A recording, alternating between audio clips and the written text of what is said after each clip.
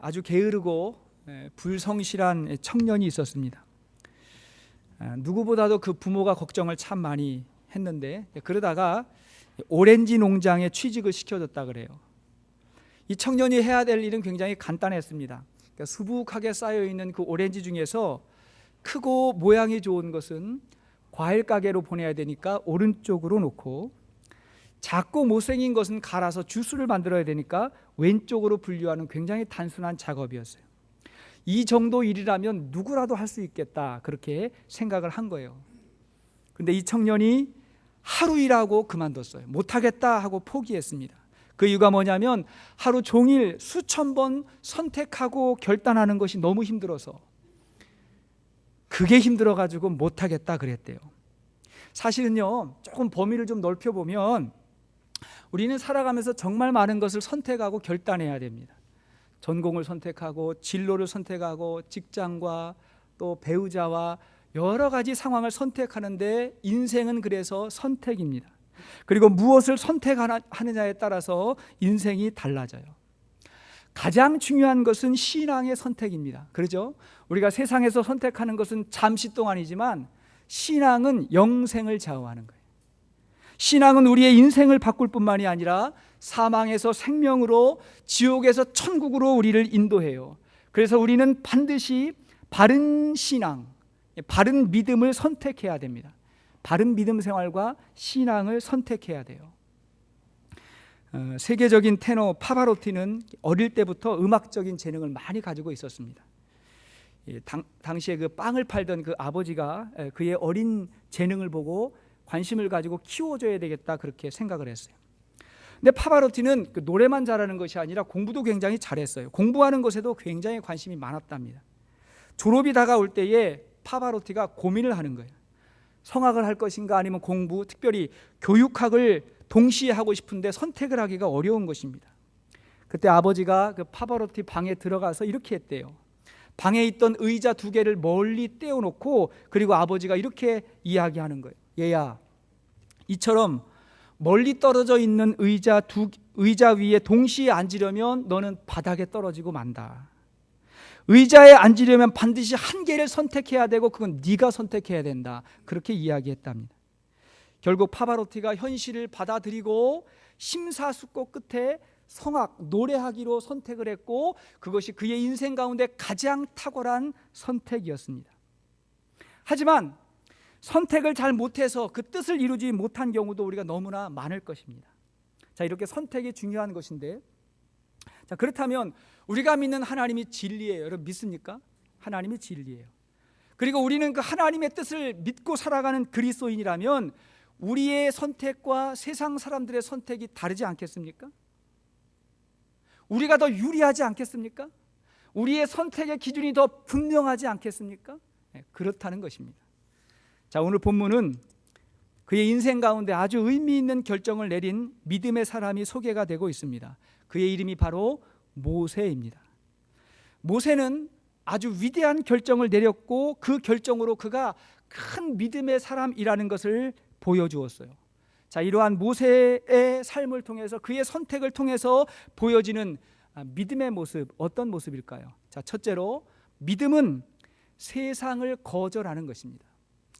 물론 여기서 말하는 세상은 죄악을 말하는 거예요. 세상의 죄악을 거절하는 것입니다. 우리가 무엇을 선택하려면 그 이전에 뭔가를 버리고 거절해야 돼요. 그러니까 바른 선택을 위해서 먼저 거절할 줄 알아야 되는 것입니다. 자, 24절 말씀 보십시오. 24절 시작. 믿음으로 모세는 장성하여 바로의 공주의 아들이라 칭함받기를 거절하고, 이걸 보면 바로의 공주의 아들이라 칭함받기를 뭐하고? 거절하고. 중요한 말이 거절했다는 것입니다. 지난 시간에 우리가 이미 말씀을 보았어요. 모세의 부모는 믿음으로 모세를 죽지 않게 하고 나일강에 띄워 보냈는데, 마침 바로의 딸이 모세를 발견하고 데려다가 길렀습니다. 그래서 모세는 바로의 딸의 양자가 되었고, 다시 말하면 애굽의 왕자가 되었던 거예요. 그런데 지금 뭐라 그러는 거예요? 그런 왕자로 불리는 것을 거절했고, 그 신분과 그 명예를 거절했다는 것입니다. 왜 그렇습니까? 그에게 어떤 믿음이 있었다는 거예요. 믿음으로 그렇게 하기로 결단했다는 것입니다. 최근에 그 IS라고 하는 무장 테러 단체로 인해서 세계적으로 큰 문제를 일으키고 있지 않습니까? 근데 얼마 전에 한국인 청소년 한 명이 그 단체에 훈련해서 그 단체에 가입해 가지고 지금 훈련을 받고 있다고 하는 소식을 들었을 때 얼마나 많이 놀랐습니까? 그게 딴 나라 이야기인지 알았거든요. 우리의 이야기 아닌 줄로 알았거든요. 근데 그랬다는 거예요. 저는 그 부모와 가족이 받을 충격이 얼마나 클까를 생각할 때 참 마음이 아파요. 물론 가족이라고 좋은 일만 있었겠습니까? 뭐 대한민국에 산다고 대한민국이 천국이겠습니까? 하지만 그래도 낳아 길러준 부모가 있고 대한민국이라고 하는 나라가 있는데 부모를 등지고 나라를 등지고 어떻게 그렇게 할 수 있는가 모르겠어요. 잘 이해가 되지 않지만 보십시오. 대단히 잘못된 선택이지만 여기서도 원리는 같아요. 뭐예요? 신념과 사상을 위해서 거절하고 포기하는 거. 뭔가 대가를 지불한다는 것이죠. 하물며 여러분, 우리가 신앙생활하면서 더 좋은 선택과 더 나은 삶을 살기 위해서 거절해야 되지 않겠습니까? 우리가 신앙생활하면서 주일에 하나님 앞에 예배드리고 이 땅을 그리스도인으로 살아가면서 우리가 무엇을 거절하셨습니까? 우리가 무엇을 포기했습니까? 여러분들, 세상을 그래도 등지고 오늘 하나님 앞에 나와서 예배드리러 온 거 아니겠습니까? 옆에 계신 분들 보시면서 잘 오셨습니다 한번 이야기하십시오. 시작! 잘 오셨습니다. 여기 와가지고 예배드리는 것만도 얼마나 또 이렇게 거절하고 온 겁니까? 정말 잘 오셨어요. 사실 이 모세에게 있어서 바로의 공주는 어쩌면 고마운 사람일지도 몰라요. 생명의 은인이고 애굽의 모든 특권을 누리게 했던 사람이었을지도 모릅니다.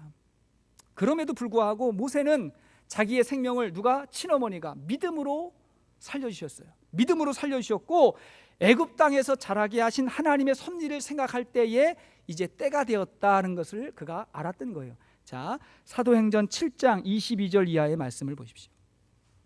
사도행전 7장 22절 시작. 모세가 애굽 사람의 모든 지혜를 배워 그의 말과 하는 일들이 능하더라. 나이가 40이 되매 그 형제 이스라엘 자손을 돌볼 생각이 나더니, 자, 그가 애굽에서 살다가 40이 되었을 때에 이제 하나님의 섭리를 깨닫고 이 민족을, 노예 생활을 하고 있는 우리 민족을 구원해야 되겠다라고 하는 것을 그가 깨달은 거예요. 그러고 나서 거절한 것입니다. 여러분, 보통 사람들이 어떻습니까? 대부분의 사람들이 어때요? 자그마한 평안, 자그마한 물질이 주어지면 그것을 더 붙잡기 위해서 하나님을 거절하고 자기 사명을 잃어버리고 마땅히 치러야 될 영적 전쟁을 포기하면서 살아가는 사람들 있지 않습니까? 뿐만 아니라 보십시오. 비록 모세처럼 위대한 사명 아닐지라도, 그런 큰 일을 위한 것이 아닐지라도 여러분, 우리 삶을 보면 우리 삶의 발목을 붙잡고 있는 거예요. 마땅히 거절해야 되는 것이 너무 당연한데 그걸 하지 못해가지고 내 인생도, 내 주위의 사람의 인생도 불행해지는 일이 얼마나 많이 있습니까? 죄는 거절해야 돼요. 내려놓는 것입니다.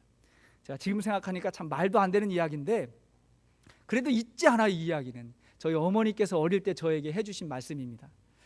어릴 때 보면 아이들이 버릇이 있잖아요. 뭐 눈을 깜빡거린다든지 코를 훌쩍훌쩍 한다든지 이런 버릇이 있어요. 손을 이렇게 입에 넣는다든지.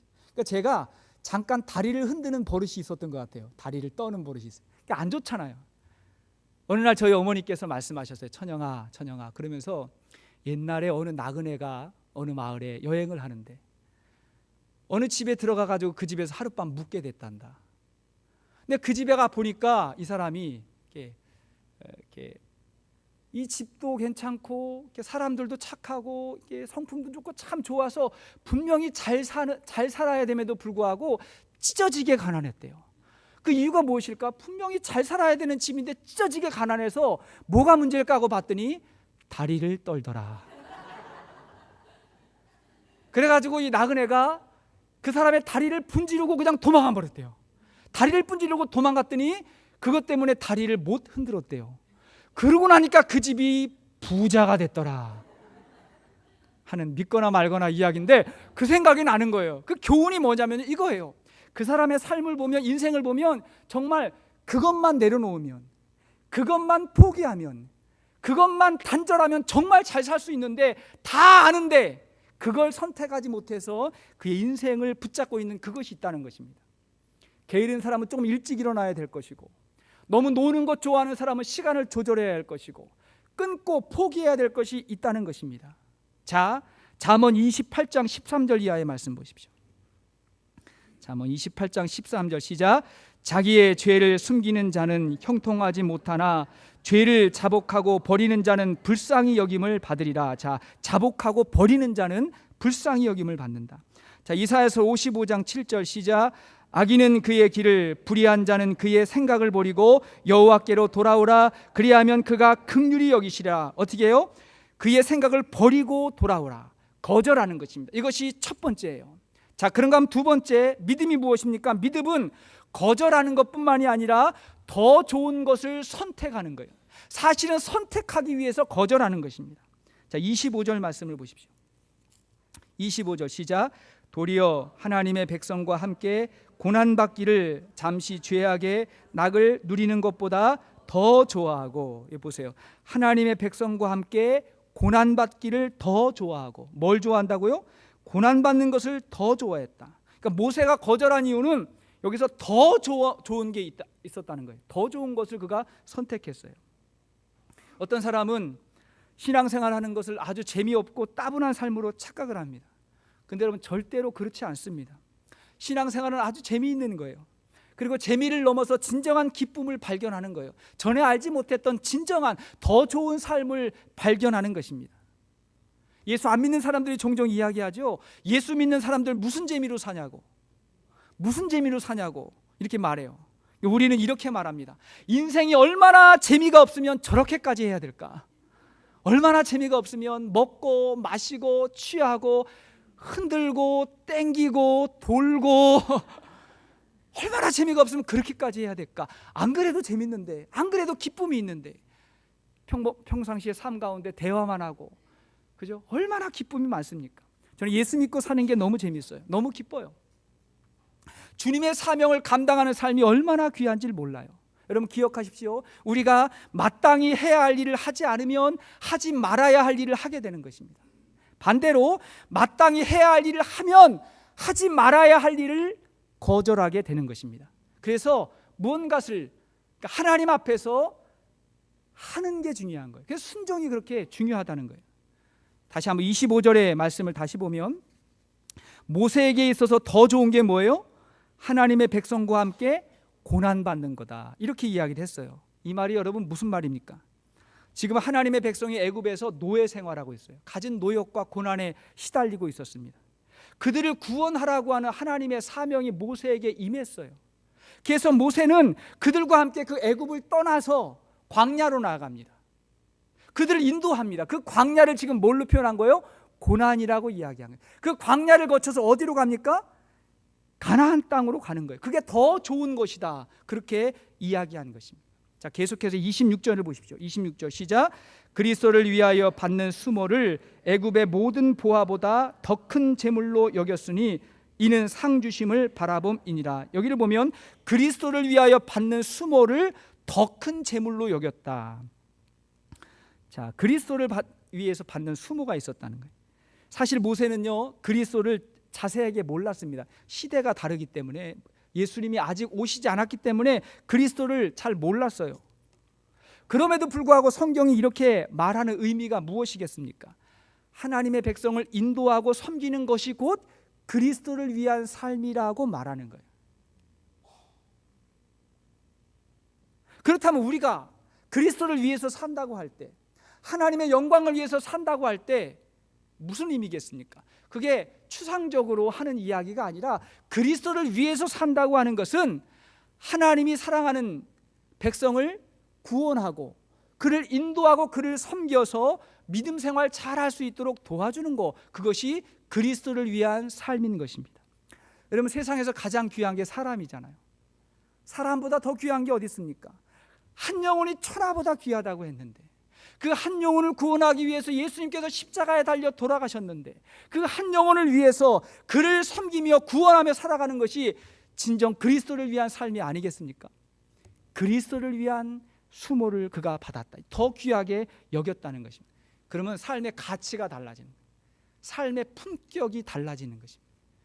우리가 잘 아는 너무나 좋은 이야기 가운데 지금은 고인이 된 그 애플사의 창시자 스티브 잡스가 그 회사 초기에 성장이 잘 안 됐답니다. 애플 컴퓨터가 굉장히 성능이 좋음에도 불구하고 굉장히 성장이 안 됐어요. 그 이유가 뭔가 봤더니 마케팅 전략이 부족하다는 것을 알게 되었고, 그래서 존 스컬리라고 하는 사람을 스카우트하려고 굉장히 노력을 많이 했습니다. 이 존 스컬리라고 하는 사람은 누구냐면 38살의 나이에 펩시콜라의 사장이 된 사람이에요.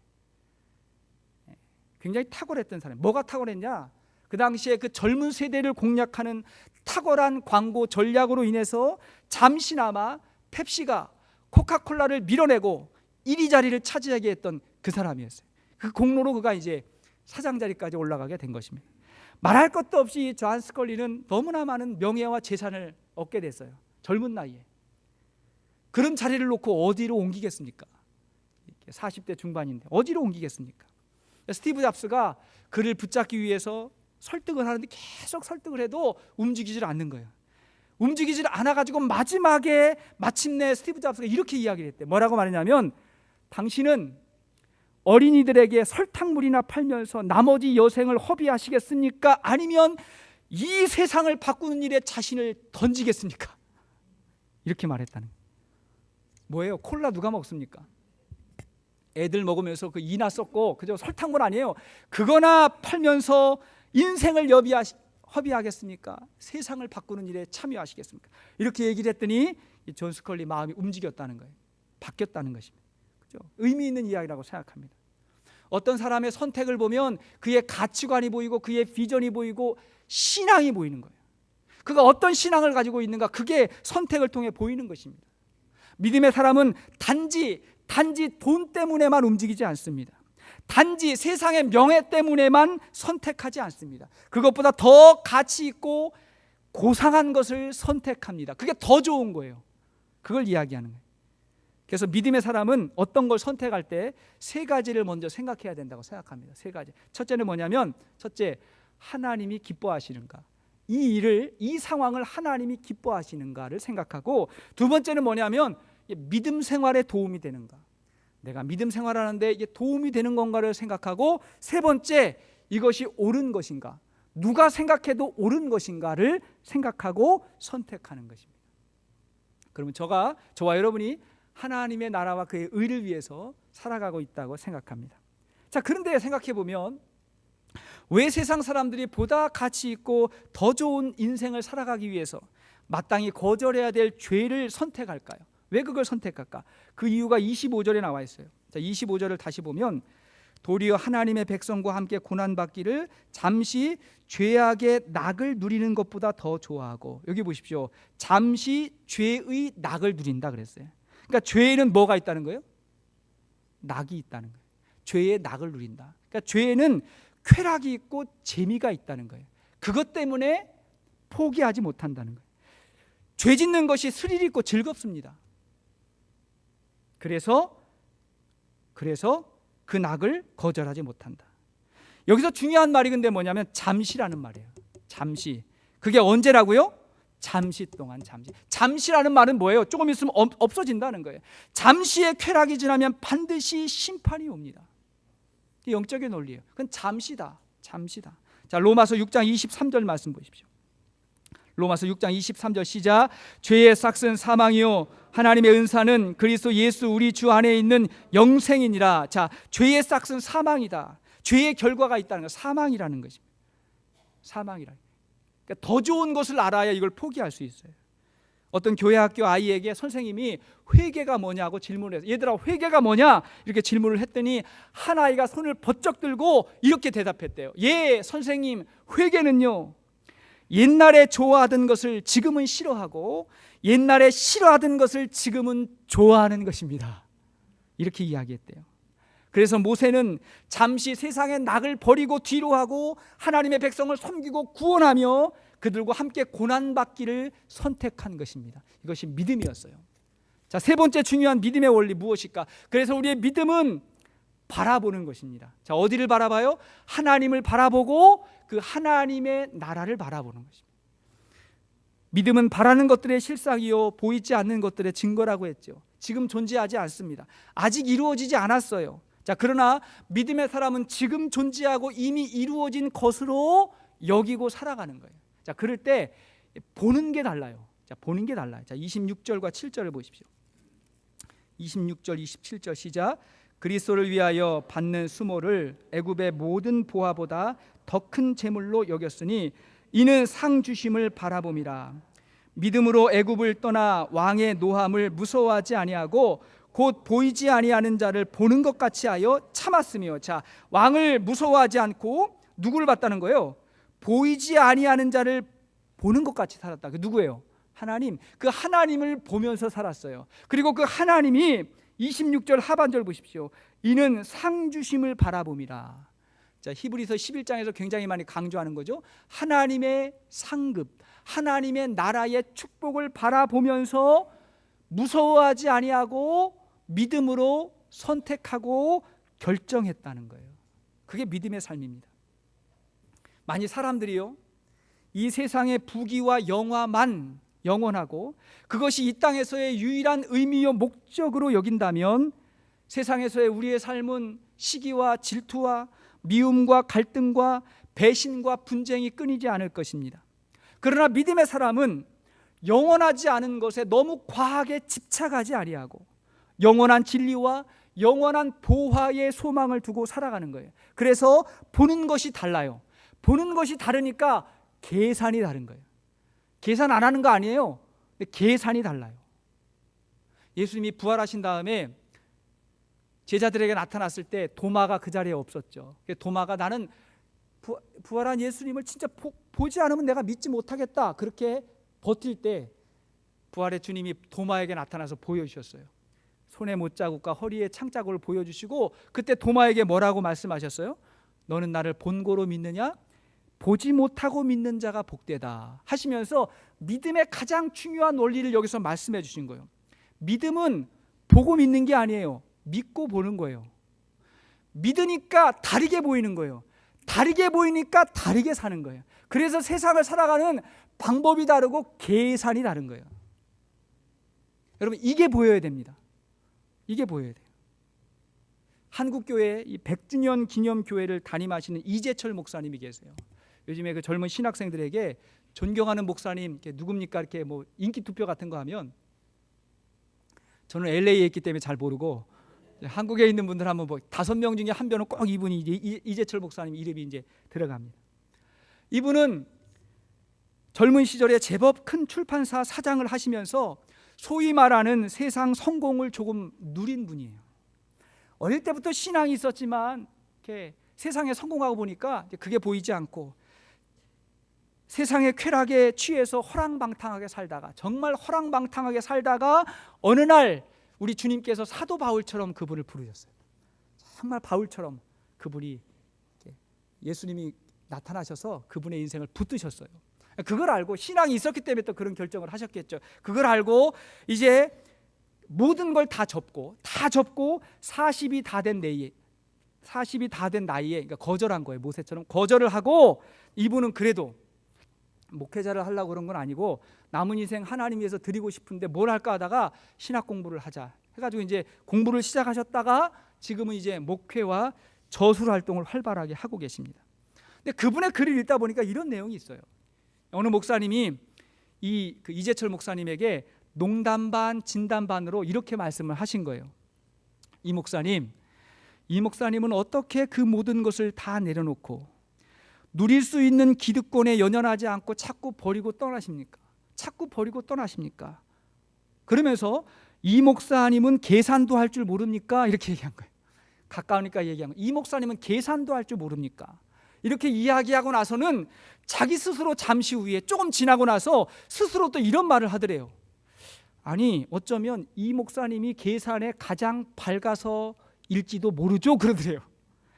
계산에 제일 밝으니까 그랬을지도 모르죠, 이렇게 이야기를 하더래요. 그때 이재철 목사님이 그의 글에 이렇게 이야기했어요. 그게 정답입니다. 저는 바보가 아닙니다. 바보라서 버리는 것이 아닙니다. 분명한 것은 인생의 승부는 이 세상에서 끝나지 않습니다. 하나님 앞에서 납니다. 여러분 믿습니까? 인생의 승부는 하나님 앞에서 나는 거예요. 영원 앞에서 우리가 이 세상에 사는 몇십 년은 물거품이 생겼다가 터지는 찰나에 불과합니다. 영원 앞에서 세상에서 70년, 80년, 100년은 거품 한 방울 터지는 찰나에 불과합니다. 그러나 하나님 앞에서 사는 기간은 영원입니다. 저는 그때를 바라보면서 계산하면서 삽니다. 그때를 위해서 오늘을 사는 것입니다. 제가 그 책에 메모를 했어요. 그래서 오늘이 행복하시죠? 그래서 오늘이 행복해요. 그때를 바라보면서 오늘을 살고 그래서 오늘이 행복한 거예요. 그게 구원인 줄로 믿습니다. 예수 믿는 사람 그걸 누리고 그걸 경험하고 살아가는 것입니다. 우리가 하나님을 바라보고 산다는 거, 하나님의 상급을 바라보고 산다는 것은 결코 바보가 아니에요. 여러분, 바른 계산을 하는 사람만이 바른 삶을 살아갈 수 있는 것입니다. 다시 한번, 바른 계산을 하는 사람만이 바른 삶을 살아갈 수가 있는 것입니다. 그래서 모세는 그걸 계산하고 애굽을 떠나서 광야로 나가게 됐던 것입니다. 그럼 바르게 계산해 보십시오. 반드시 하나님의 은혜와 평강이 우리에게 임하게 될 것입니다. 말씀의 결론을 맺겠습니다. 우리는 설교 서두에 파바로티가 두 개의 의자에 다 앉을 수 없음을 깨닫고 하나를 버렸다는 것을 들었습니다. 버리지 못하는 것은 다 얻기 위함이요, 다 얻으려고 한다면 어느 것도 갖지 못한다는 것을 우리가 알아야 됩니다. 그래서 여러분, 기독교 신앙은 다 갖는 것이 아닙니다. 기억하십시오. 기독교 신앙은 다 갖는 게 아니에요. 하나님과 세상을 겸해 섬길 수 없다고 말씀하셨어요. 하나님과 세상을 동시에 섬기는 것이 아닙니다. 둘 중에 하나를 선택하는 거예요. 결단해야 돼요. 버려야 할 것을 버리고 그리고 더 좋은 것을 선택하는 것입니다. 더 좋은 것을 알게 되면 자연스럽게 그렇지 않은 것을 내려놓게 되는 것입니다. 그럴 때 하나님이 더 좋은 것을 우리에게 주신다고 믿습니다. 그런 축복이 저와 여러분들에게 있기를 바랍니다. 그래서 오늘 우리가 구하고 찾고 선택하는 모든 것이 하나님의 영광을 위한 것이 되시기를 주의 이름으로 축원합니다. 그것이 하나님의 영광을 위한 것이라면 여러분 절대로 포기하지 마십시오. 절대로 낙심하지 마십시오. 광야를 건너서 가나안으로 들어갔고 이 세상 나라를 건너서 하나님 앞에 서니 그 앞에서 누릴 축복을 기대하면서 오늘을 기쁨으로 믿음으로 승리하시는 우리 모두가 될 수 있기를 주의 이름으로 축원합니다.